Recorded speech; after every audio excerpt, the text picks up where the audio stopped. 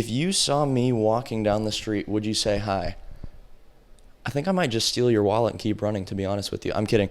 I love talking to people that have seen the YouTube videos or the podcast or the Instagram. You might find that I'm pretty similar to how I am here when I meet you in person. And if you seem surprised to see me, I might say, well, I see myself in the mirror every day, and it's really not that special, because the whole idolizing thing is kind of a weird one to me, to be honest, because in that dynamic, I'm going, well, you could do anything that I could do. So I like to have a very neutral stance, and give people the benefit of the doubt that they can do pretty amazing things if they think the things I'm doing are amazing. So yeah, I would absolutely say hi. And I just find that being genuine and real with people goes a much longer way. And it's hard to be a good person. In today's world, you're fully incentivized to be shitty, and I actually believe that to be true. But when you're genuine, and when you can actually build the skills around being genuine, it pays off, worlds more than if you were shitty, but it takes too long for most people to stick to that path. And I just find that this is so common in a lot of people that I'm interacting with. So a lot of my clients that I'm working with, they are very successful, very driven, and very genuine. And so many of the ideas and situations that they're wrestling with come from, I'm trying to be genuine, I'm trying to do great things, nobody understands it. What do I do? One of my clients, he an incredible writer, incredibly passionate about what he's trying to accomplish, wants to help people, wants to build a business around doing so many big ideas. And he finds that in so many of his conversations, whether it's people he's around in his family or some friends or some communities, they don't really understand that path for him. And he's going, man, I don't know what to do, because these people just can't see that vision. And I'll tell them, I go, man, of course they can't see that vision, because currency to most people is numbers. People need to see that you're winning and making a ton of money to think that something is valuable. But when you're a genuine person, when you want big things and you want to achieve impact in this world, you have to actually have pretty strong faith that you can do that without a proof of concept up front. So kind of a long answer there to, if I saw you on the street, would I say hi? But that's my answer. What else should I do but run on and keep yapping? So next question here would be, could you talk a bit about your childhood? Were you raised in this nutrition, workout, sleep schedule? No.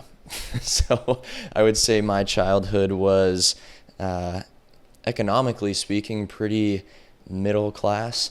I lived with my mom and my sister for my whole life growing up.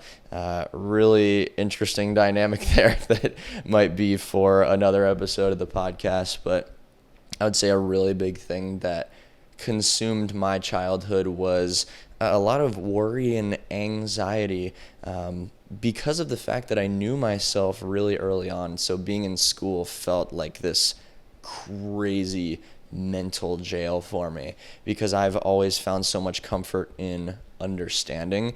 And when people don't understand me, it's a really, really uncomfortable thing, being young and not really having the confidence and ability to verbalize that way that I'm feeling. So school was incredibly, incredibly difficult growing up. I would say that worry was pretty defining of a lot of my childhood. And I was the kid that would make all the jokes and run around the house and do flips off the couch. And I always thought that I was cool. But then when it came to that side of my life of school and worry and whatnot, I was the most neurotic. You know what I mean? I would fall apart in those times. And so a lot of that being defining in my life growing up is a big part of why I do what I do now. And, to go through the whole childhood, my wheels are kind of spinning right now going, gosh, what exactly should I talk about? But there were just so many things that I would witness in other people that I really took on as lessons for myself. And so when you're in kindergarten and the fire department comes to your school and there's an assembly and they're going, hey, well, this person drinks or drank and drove, drunk and drove, whatever the hell it is. And they spun their car off the side of the road and died. You're going, whoa, dude, these guys mean business.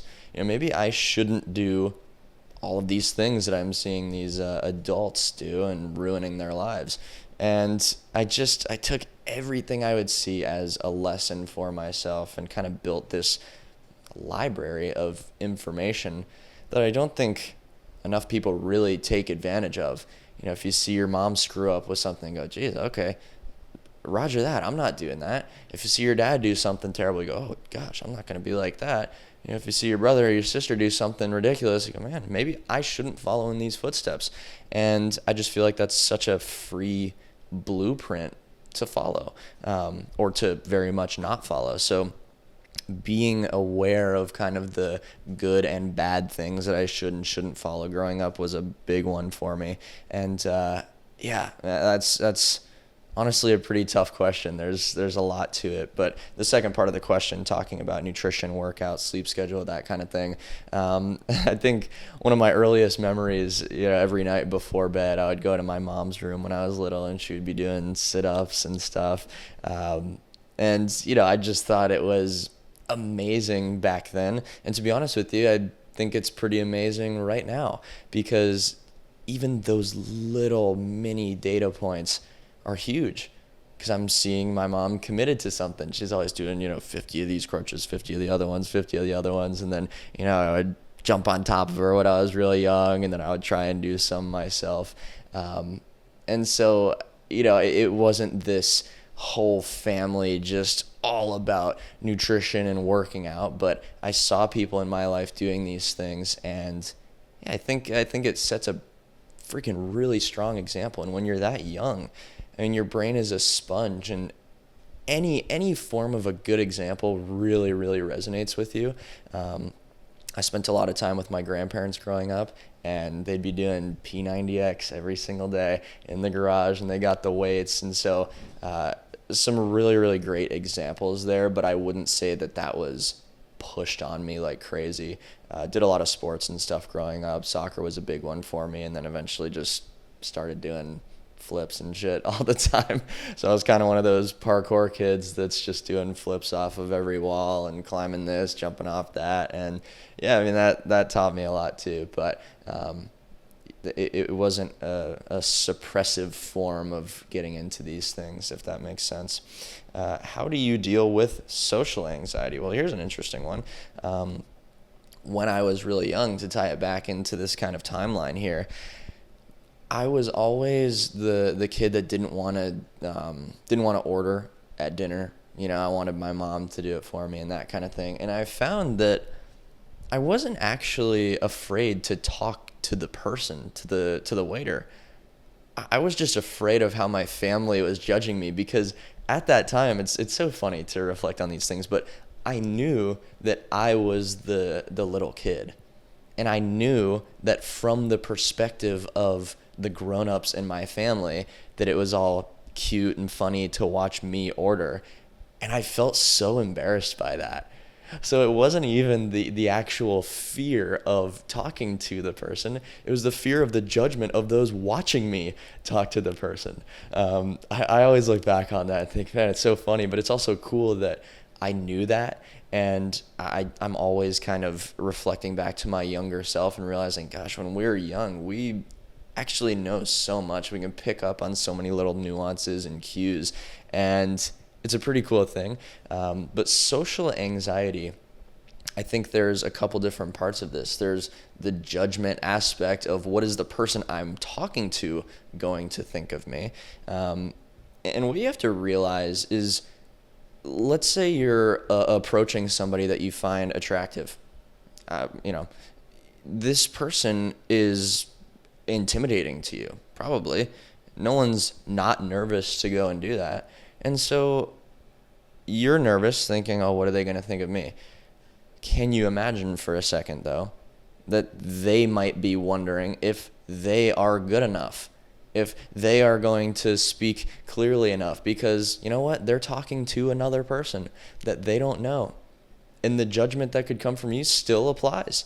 You know what I mean? The weight that other people hold on your subconscious or conscious, you bear that same weight on other people. And that's something really important to remember, because you think that you don't serve any kind of social threat, but you're another person, and everybody has a little bit of that weight of, gosh, that's another person. What are they going to think of me?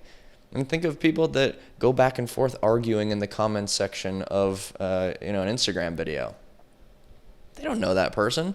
They're probably never going to see that person in their entire life, yet they're arguing because they want the approval of the other person. So just as nervous as you may feel, or just as awkward as you may feel in any sort of social interaction, recognize that the other person also has some responsibility in that. You know, when you have a conversation with somebody and it's just garbage, and even if you played your part, even if you know how to communicate and you're kind of carrying things, but it just is awkward and it goes poorly, nobody leaves unscathed. Both people are going, gosh, that felt really bad. Could I have done X, Y, and Z? And everyone's questioning it. So try and demystify the intimidation factor of other people. And I think that that's a huge kind of perspective shift if you can really put that into play. Also, if you're interacting with people that you don't know, I mean, you could put on a complete act and they'll just think that that's you. So if you want to experiment with just being mad confident and kind of play that role, they're going to take it as face value. And I think there's a huge element of communication skills, body language. You don't want to be just staring someone down the whole time that they're talking. So taking peaceful blinks, and moving and kind of interacting and learning these small nuances of communication and interaction. That's a huge deal. And I wish I could say, oh, go take this course or go watch this exact video that tells you everything. I'm sure there's plenty of resources out there. But the biggest source of information to learn these softer skills or these more nuanced skills, it's just observation of your surroundings. If you're at the gym, if you're at a restaurant, if you're on a walk, check out what's around you. Don't have your head buried in your phone all the time. Look up, look around, see how people's posture is when they're walking. See how two people are interacting. Look at the person that's really distracted and they missed the door that they were supposed to hold for the person behind them, and now the person behind them hates them because they're going, look at this freaking asshole. If you watch all of this stuff, you can take that in and go, I'm not going to be like that person. Oh, that person looks confident. Oh, I can see how they kind of move and interact. Oh, they're talking with their hands a little bit, or they're looking around, or they're pointing, or they're storytelling. That is crazy valuable. Yet everyone's walking around with their head down. What an unfortunate reality, because there's so much to learn from just looking up every once in a while. Next question here. How would you tailor your advice for women in their 40s? Well, I think everybody can benefit from making a promise to themselves and keeping a promise to themselves. So I think actually for women in their 40s, especially, assuming that a lot of women in their 40s may have kids or may have other people that they really, really care for and kind of take on that womanly care kind of role, a lot of women in their 40s will put themselves last. And if you put yourself last on the list, you are trying to pour into others from a cup that has no water in it. So if you don't fill your own cup, if you don't treat your own self like gold, you're asking for a problem. And I'm not saying that in some kind of tough love sort of way. I'm just kind of painting the picture that you need to help you. You need to take care of you. And look, everybody tries to make the excuse, well, I don't have time for me. Well, you better make time, because that is a very, very slippery slope. So obviously this advice goes for absolutely everybody. But again, this over-care and over-nurturing kind of characteristic that you find in a lot of women in their 40s, well, this is going to be something that you especially have to look out for. And it's not going to be, leave the kids at home and go on a 12-day vacation. Obviously, that doesn't really ever apply. Sometimes it's hard to make that sort of shit happen. But if you say, I'm going to wake up 15 minutes earlier so I can do some breath work, or so I can go on a walk.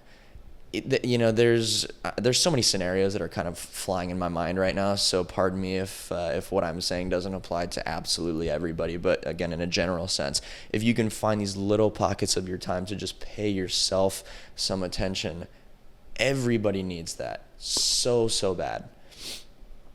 If you couldn't sleep on time, do you stick to waking up at 5 a.m. or do you prefer to get your sleep? Great question. So I wake up at 5 a.m. no freaking matter what.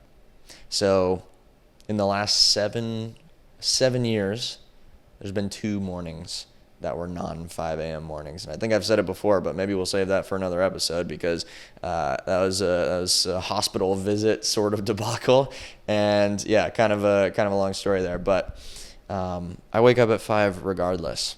So what this does, it sets a pretty strong boundary on how late I'm willing to stay up.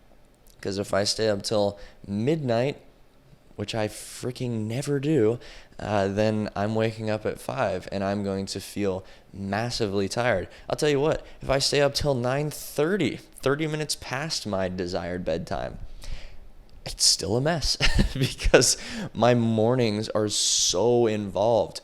They're so difficult to kind of make perfect and have the right mental posture during. So I have to be very, very particular about setting that boundary and looking out for myself because, we could just release all of the boundaries and say, oh, well, that's too rigid.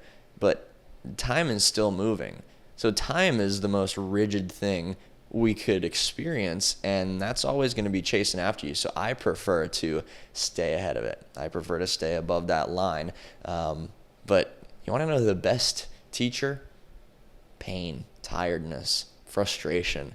When you wake up and you are dead tired and you feel like you can't do it, but you know you have to because your authority is strong enough and you've set expectations that you got to meet, you realize very quickly, I definitely don't want to do that again.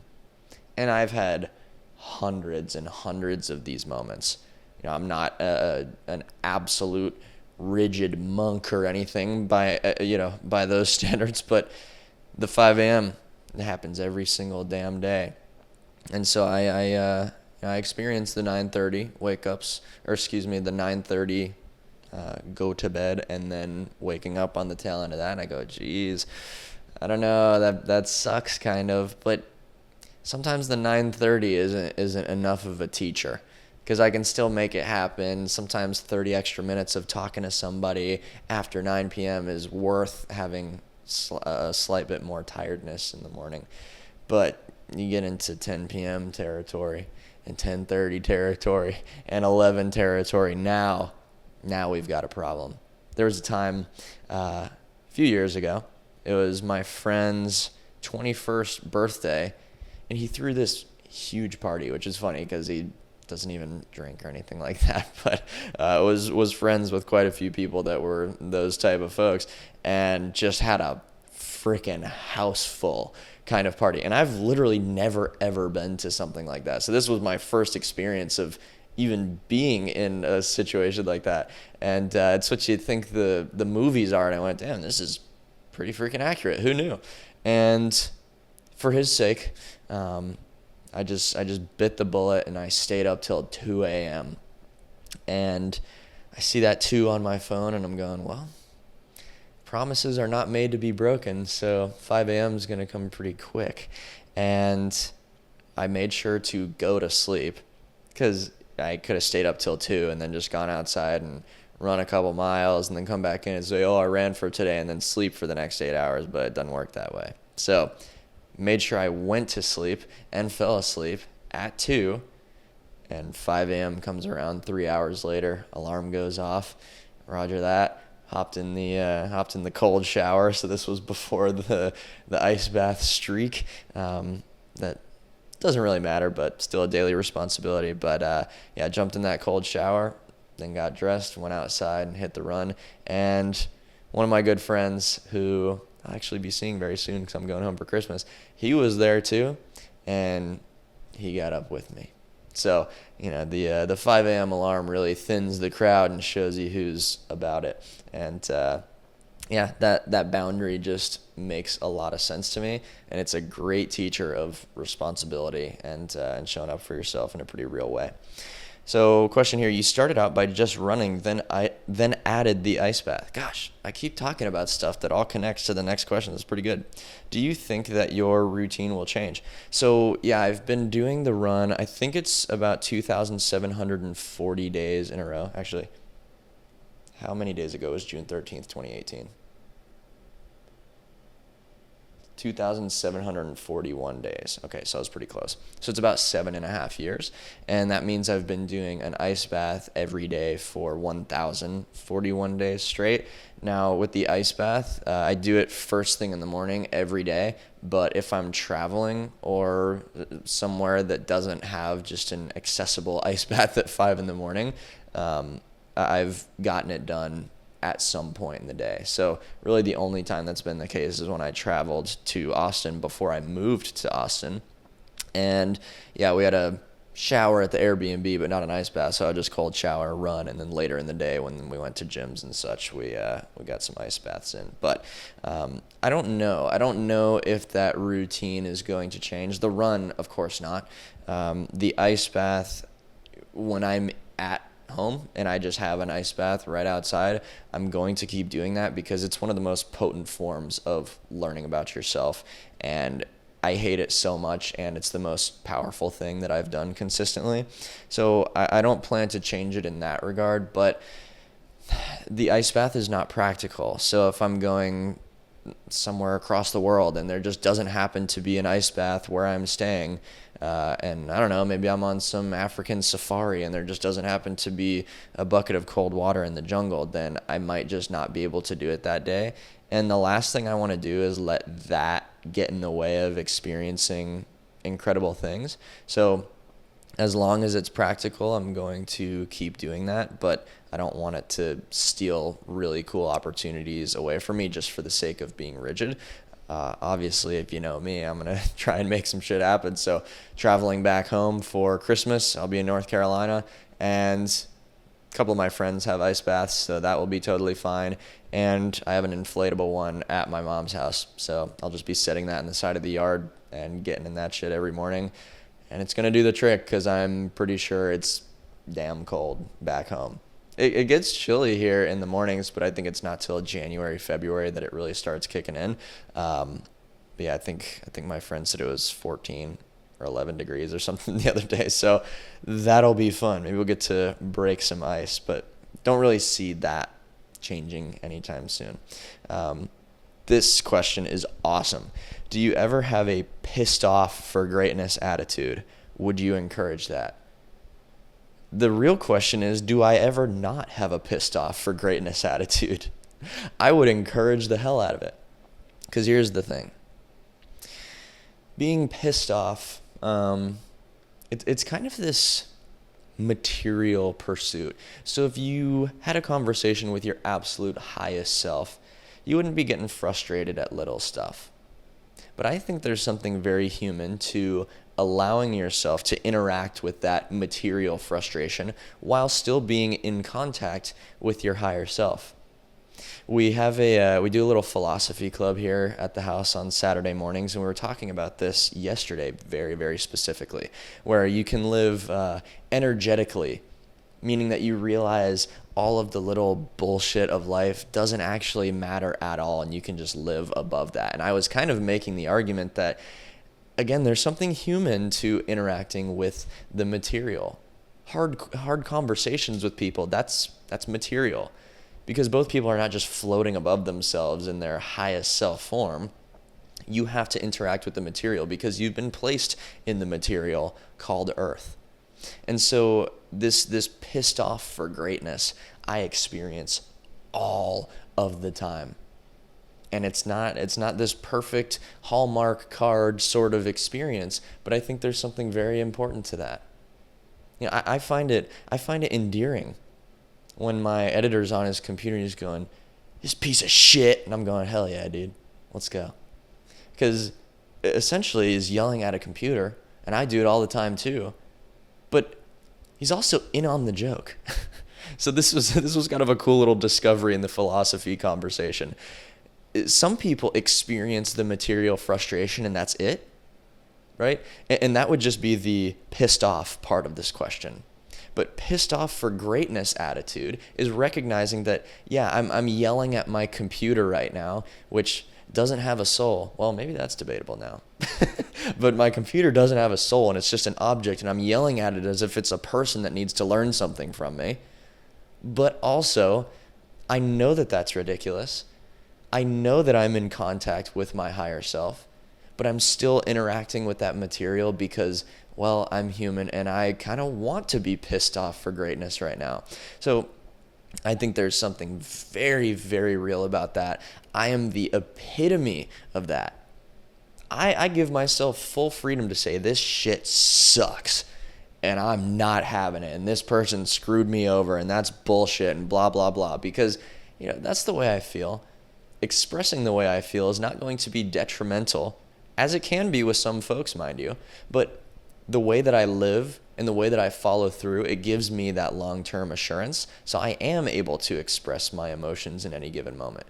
The people who actually treat themselves like shit and are very self-destructive, they have to protect the way that they express their emotions because they can't let it go too far down the rabbit hole.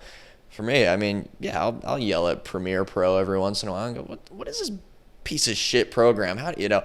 And it's just an expression of something, but it's not defining of something. So I love this question. Such a good one. Would you encourage that? Of course. If it feels honest to you to get a little fired up every once in a while and kick some ass, metaphorically, maybe physically if you need to, go for it. Be a human being. I'm sick of people trying to act like they're so refined and perfect and virtuous. Screw that. Get a little pissed off for greatness. Let's see, how do you overcome the feeling, the overwhelmed feeling when starting something new? Okay, great question here. You have to erase the outcome expectation. I am in the middle of this with Brazilian Jiu-Jitsu, and I know there's another question about that in here, so I'm not going to dive too far into that. But from the beginning, I've had to tell myself, just walk in the door. Because when you start playing back the scenarios of, is this going to go well? Am I going to win? Am I going to lose? Is it going to be tough? Is it going to be easy? And you try and rationalize around it. Try to quiet that. And mind you, it's natural to just feel overwhelmed and your mind is going to run over and over and over again. Totally fine. Just kindly redirect yourself. But just walk in the door. That should be the focus. I'm walking in the door. I'm doing the thing. I'm showing up to it. I'm not going to be obsessed about the expectation. It's just the input. Because the input, that's how you get outcomes anyways, but the input is also symbolic of your willingness to show up to something. And that is golden data. That's really, really, really powerful data to kind of place on your graph of who you are. So if you can utilize that opportunity to simply show up, do the inputs, it's twofold. It is getting you closer to the outcomes, but it's also showing you to yourself that you're a good person that shows up. So that's my perspective on the overwhelm of starting something new. Unfortunately, you can't erase it, but embrace being overwhelmed. Go, man, so overwhelmed. I'm scared, I'm nervous, I'm whatever. And then kindly redirect and go, okay, that's totally fine. Good deal. And then you go, but I'm so scared. And then you start playing scenarios around in your head and go, okay, cool. Totally makes sense. Be agreeable to your own mind. Don't try and fight yourself because then you'll be fighting the ideas and your own judgment of your ideas. Cut it out. Okay, next question. Tips on growing your content. Sell out. Sell out, take photos of your ass, whatever you need to do. Just grow it, gain the following. If you can't sense my sarcasm here, my point is that you can grow a following in many, many different ways. I mean, you could just commit crimes on video and people are going to follow because you're not going to look away when you see a car crash, right? The idea here is that you need to grow you to the point where you feel like you really have something to say, or there's a purpose behind posting content, and then you start posting about it. And then when it performs like shit, you go, damn, nobody likes my ideas.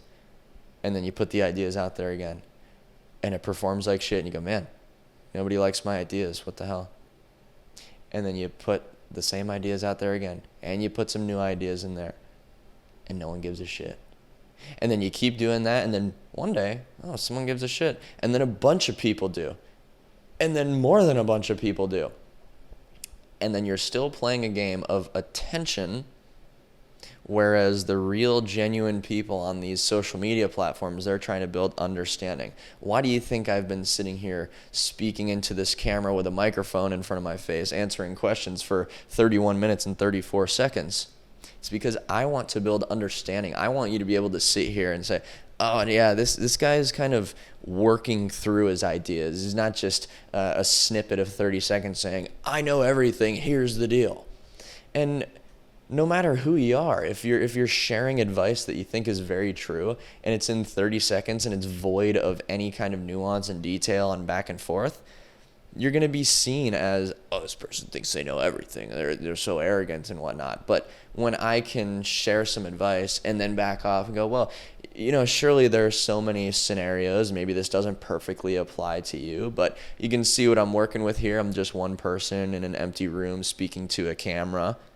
Maybe it feels like I'm speaking directly to you, but you got to have a little bit of that nuance and room for ideas to float around. Instagram is teaching us to be the opposite of that. Damn it. Can you see how mad I am? I have such a gripe? So much gripe? Is that the way that you use that? with Instagram and TikTok and whatnot. Because a lot of the times it's disingenuous, and how do you work around that as somebody that takes 10 minutes to explain nearly any idea because you recognize there's so much detail to it. And I think the art of short form content is actually leave out as much as you can so it gets as inflammatory of a response as possible to up the engagement and whatever else. So yeah, do you want to build attention or do you want to build understanding? Do you want to build just blatant followers or do you want to build community? These are very, very important questions. I mean, tips on growing your content, I couldn't tell you. I'm pretty dog shit at that, if I'm being honest, because I pick up my phone and I go, how could I help someone? But that's not exactly how you win, because to help somebody, you would want to be as clear as possible. You'd want to be as in-depth as possible. But people don't look at value at face value. They look at value on Instagram as, this is boring, scroll. And we all do it because we've been trained to do it. So that first couple seconds of, does this intrigue me? Nah, okay, scroll on. And we have an endless capacity or endless source of the content that we continue scrolling onto. So the game is attention. If you can grab and keep people's attention, well, that is how you grow on social media. But is that going to leave you with a hole in your heart and soul? Maybe so.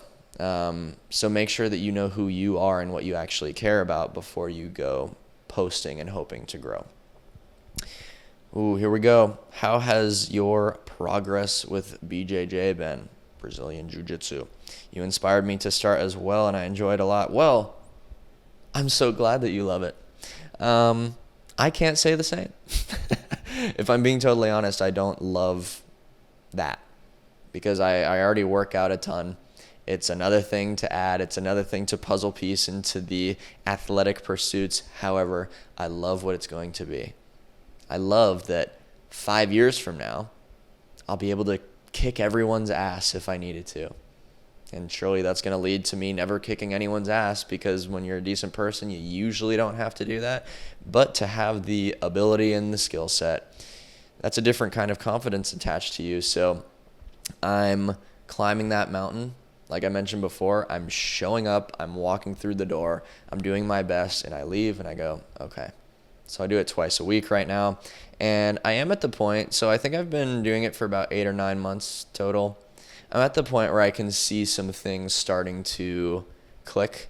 Uh, Depending on the position that you're in or where somebody else is, you can see little opportunities to choke them out here, tear their arm off here, and whatnot. So I think for a while you go to class and they show you a crazy sequence, and you go, dude, that's wild, and then you forget it by the time you go home because you don't really understand the fundamentals of everything. But now it's not much further advanced than that, to be honest with you, but I'll learn something, and then depending on what it is, it'll stick sometimes, and then I'll roll with somebody later on or a couple weeks after, and I'll say, oh, I remember this thing. So I think once you get a better grasp of the fundamentals, then these sequences start to stick with you, and kind of your preference in how you want to try and kill this person it just develops, I guess. For anybody that knows jiu-jitsu, I always find myself, inside control on top and bottom. So people often pin me inside control, but that's always where I pin other people. And I'm going, gosh, is there any sequence or submission that I can get once I always get there? Because I just, shove my shoulder across their face, do a little cross face, and then hopefully make them tap because I'm being heavy enough. But I've learned a couple things lately to get to a mounted triangle, and I go, oh, okay, this is pretty cool. So that sticks with me because I always find myself there. But it's cool. It's cool. I know that against the average Joe, I'll freaking cook your ass. But if it's against the average, been doing jiu-jitsu for 10 years Joe, I think Joe's got me. Let's see. Is it better to cut off friends that are preventing you to grow or keep them but set up boundaries? It's a real nuanced question here. You always have to have boundaries. If you are fueled by understanding and they are almost actively misunderstanding you, it might be better to try and work those relationships out of your life. But just because somebody isn't on the same grind as you doesn't mean that the emotional connection to them just goes away. So I think there's a way to set boundaries and maybe not be so involved, and maybe you spend a little bit less time, but you still stay in contact because you love that person and you want to be there for them. But yeah, a lot of nuance in this, but you definitely have to be cautious of how much your time is one thing, but energy is spent on those kind of people, because the mental ecosystem created by yourself and those around you, it does hold a lot of weight. Because if you think, if I just had 4 or 5 friends that all wanted the same thing and felt the same way about it, you could take over the world, you know what I mean? But when you don't have that kind of support and it's actually people kind of pulling you in the opposite direction, that can be a pretty strong weight. So definitely have to do some discerning there, and set those boundaries that are appropriate. That's a good question. Why does romanticizing about doing the thing always feel better than actually doing it? Well, Instagram's fault because people display themselves doing hard things, and when you're witnessing that, you feel the inspiration of it, and you can feel that hero kind of characteristic reaching through the screen and go, yeah, that's me. It's like when you watch a movie, you feel like you could be that person doing amazing things. You put yourself in the character's shoes. But then when you actually put the shoes on and open up the door to go outside and run and it's freezing and you feel the ultimate resistance to it, then oh gosh, well, I guess this is why I'm inspired when other people are doing it, but when I'm doing it, it feels like shit. And so I think if you can put enough reps in of being that hero for yourself, then you really, really start to value that experience. But it's never easy. There's just no way around that. Nobody has an easy time getting out of bed. Nobody has an easy time going for a run that challenges them. Nobody has an easy time working out. I mean, pushing yourself inherently is not going to feel that good. But then you push yourself enough to where your prior baseline is way in the past, and you've increased that baseline. You've increased what you're able to do and tolerate.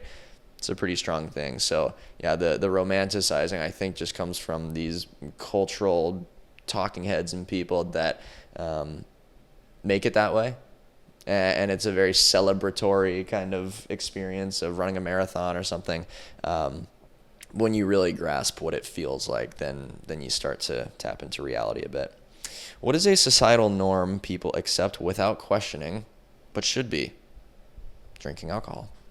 That is the easiest question ever to answer. And I think if anybody zooms out for a second, they go, what are we doing?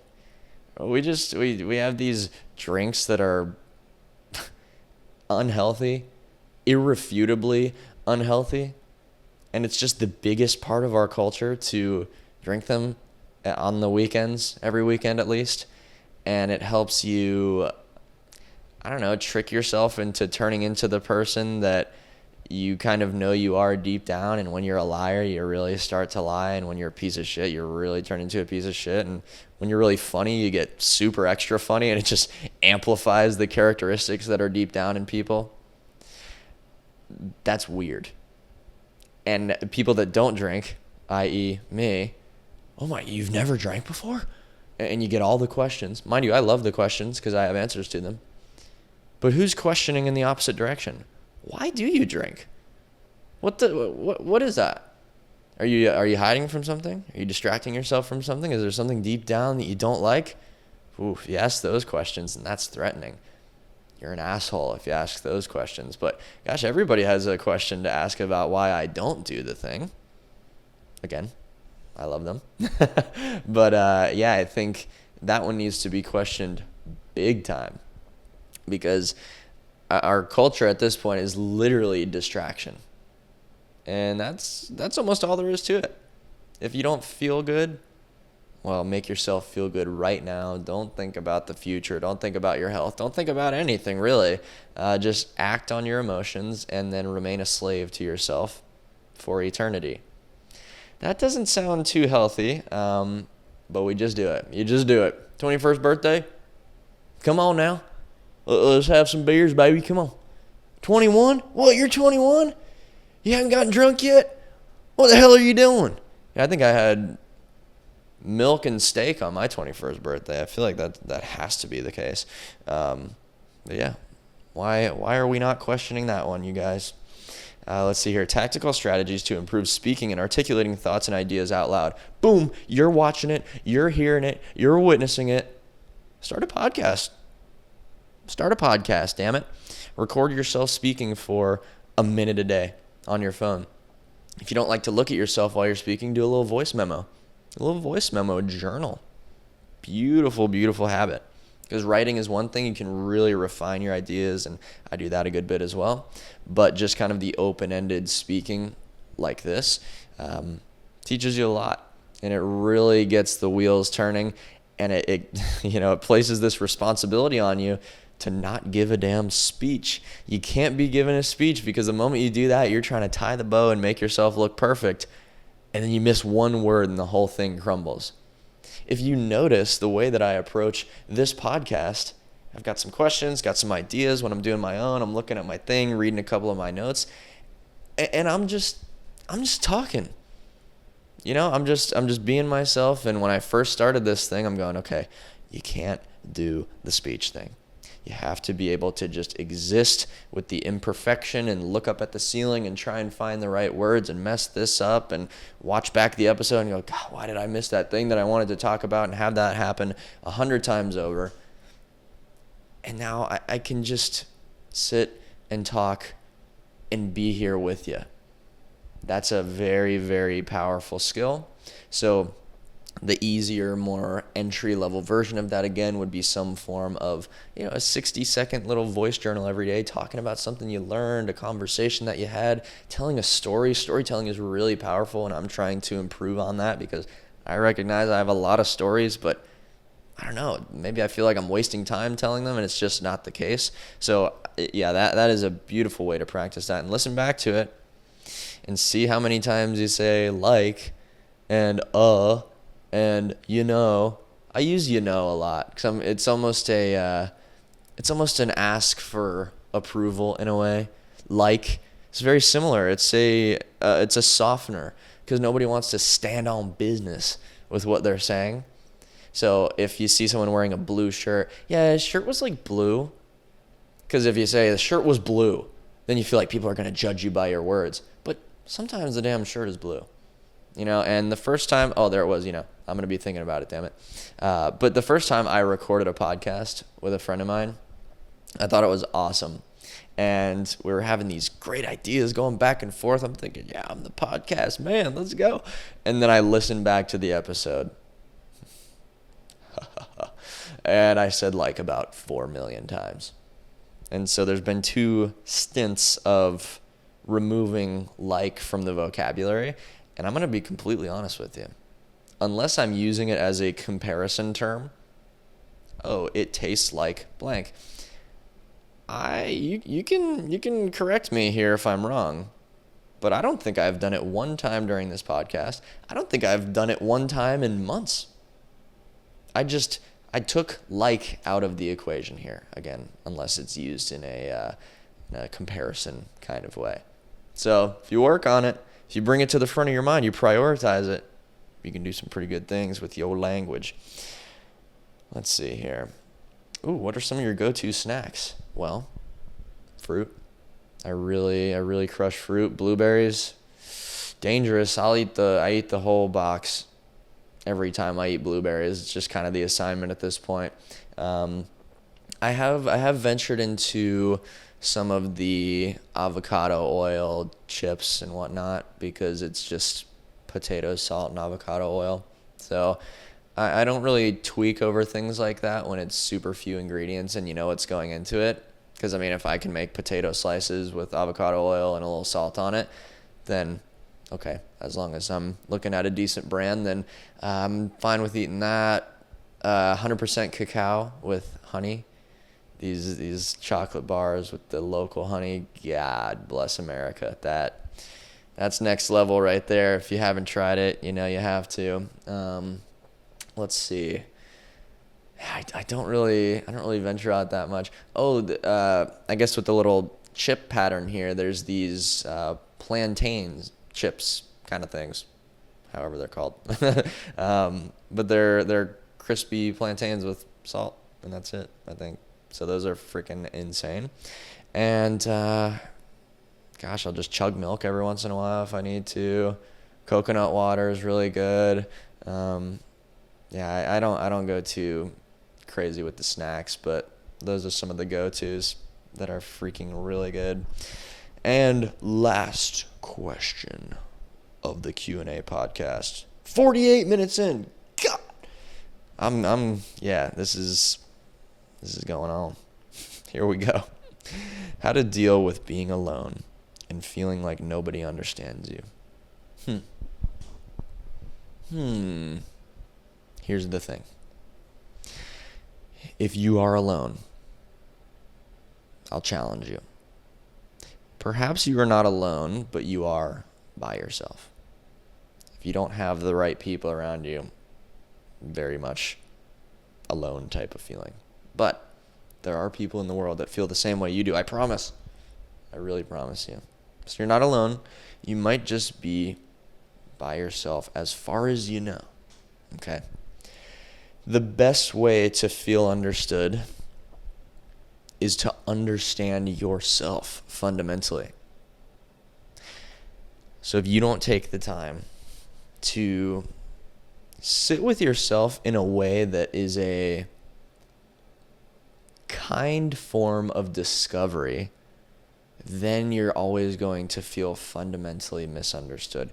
If you can look in the mirror and go, I know you. I know everything there is to know about you. It's not going to solve every problem. You're not going to feel like you have community. You're not going to feel like you have a bunch of friends around you, but you'll feel like there's someone that gets it, and that person is within. It's a powerful thing. And again, this is not a solution-based thing, but it is a beautiful element of the self to fall back on when you need it. And when you're struggling with something, you can also be the coach that motivates yourself to get out of that struggle. If you feel alone, you can be that friend to yourself that provides understanding and provides some sort of comfort. Because you can look into your own mind, if you have this understanding, and you can go, you know what, we get it. And there's something really amazing to that. The people who develop that within the self, it's an absolute gift. I wish I could just give it to you. But you have to sit in those moments, really think about what matters to you. Do that self-discovery. Put yourself through some difficult things. Go on the daily runs. Go in the ice bath. Go in the ice bath, rather. Put your mind under that microscope, and you'll learn so much about you. And boy, is that a powerful thing. So I hope that helps. And you're not alone. That said, we're going to end it there. That was 16 powerful questions, 51 minutes in.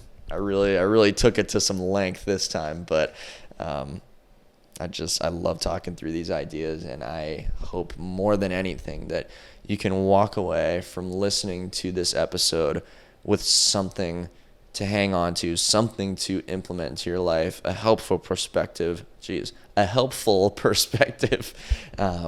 and life being a little bit better. That's my goal here. I want to change the world. I want to give people permission to be amazing. I want to help people become fulfilled. I want to keep doing all of those things for myself, fill my own cup, keep pouring into others. And if you made it to this point in the pod, thank you so much for sticking around, listening to the ideas. Hopefully these ideas resonate with you so that they can resonate outward and impact more people. So let's make the world a better place. A couple things. If you are watching on YouTube, make sure to subscribe so you don't miss next week's podcast. And comment and leave a like. Love to hear from you. Love to see a like or a love from you. If you're listening on Spotify, you can leave the show a 5-star rating. That would be awesome. It helps me out, I think. Maybe. A little proof of concept. Some metrics that can teach those that need the metrics to prove or to trust something. Well, there you go. Maybe there's a couple of those. And leave a comment too, because I love to hear from you. And I will get back to you as best as I can. Got a lot on the plate right now, but hey, got to have those conversations with you guys because you make it all happen. And my newsletter, if you want to hear some of my ideas at length, maybe not 53-minute length, but semi-length in writing form, subscribe to my newsletter. It's completely free. I send out 2 of those every single week. I love exploring my ideas and trying to really condense it into a nice piece of writing that can be pretty palatable. So go check that out. And yeah, those are my little plugs for the end there. Another very, very important one here. I know a couple times I mentioned clients that I work with. I teach successful people to be fulfilled. So if you feel like you have made so many strides in this earthly pursuit of life, but there's something a little bit deeper that needs to be worked on, that needs to go out into a purposeful pursuit in your life, let me know. You can apply to work one-on-one with me at the link in the description and show notes of this episode, and you might just change your life. You might just do some real deep internal work of figuring out who you are, how you are, and what the hell you care about, and that goes a very long way. So if that's you, reach out, apply. We'll chat soon. Can't wait to do it.